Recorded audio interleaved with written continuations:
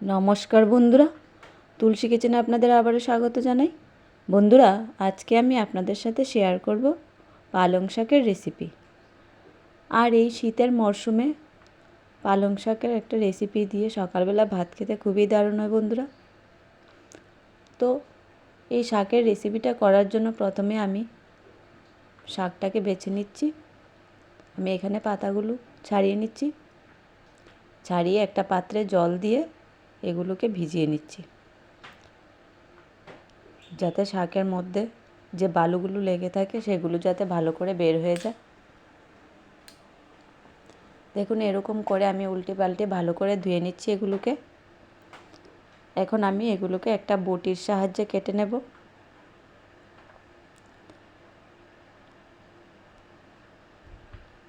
এরকম করে আমি সবটা শাকই কেটে নেব বন্ধুরা।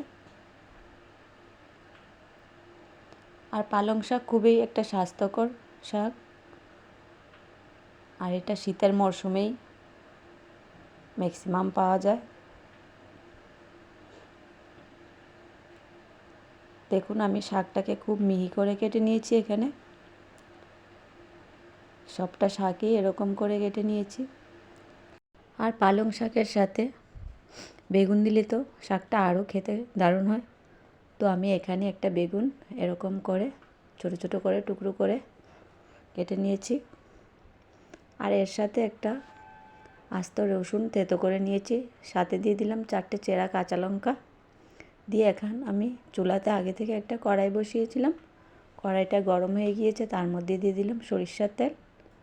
আর তেলটা গরম হয়ে যাওয়ার পর তার মধ্যে বেগুনগুলো দিয়ে দিচ্ছি। আর দিয়ে তার মধ্যে দিয়ে দিলাম পরিমাণ মতো নুন আর হলুদ গুঁড়ো।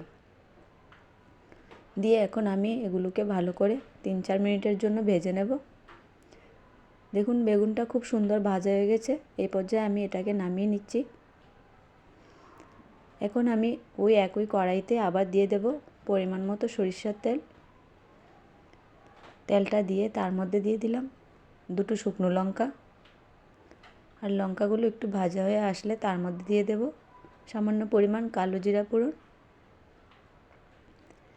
দিয়ে এখন আমি শাকটা দিয়ে দিচ্ছি।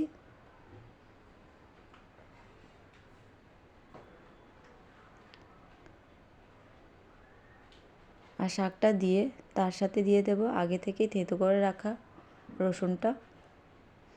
আর এর সাথে দিয়ে দেব পরিমাণ মতো নুন আর হলুদ গুঁড়ো। আর এই নুন আর হলুদ গুঁড়োটা দিয়ে একটা ঢাকনার সাহায্যে 5 মিনিটের জন্য এটাকে আমি ঢাকা চাপা দিয়ে দেব।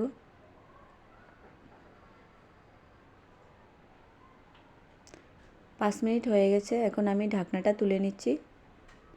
তো দেখুন বন্ধুরা, এখানে শাকটা কত সুন্দর সেদ্ধ হয়ে গেছে। এখন আমি শাকটাকে প্রায় 5-6 মিনিটের জন্য ভালো করে ভেজে নেব।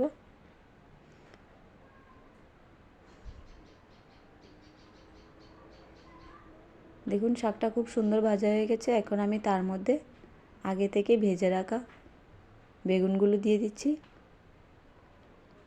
দিয়ে আবারও বেগুন আর শাকটাকে ভালো করে আবারও ভেজে নেব 2-3 মিনিটের জন্য।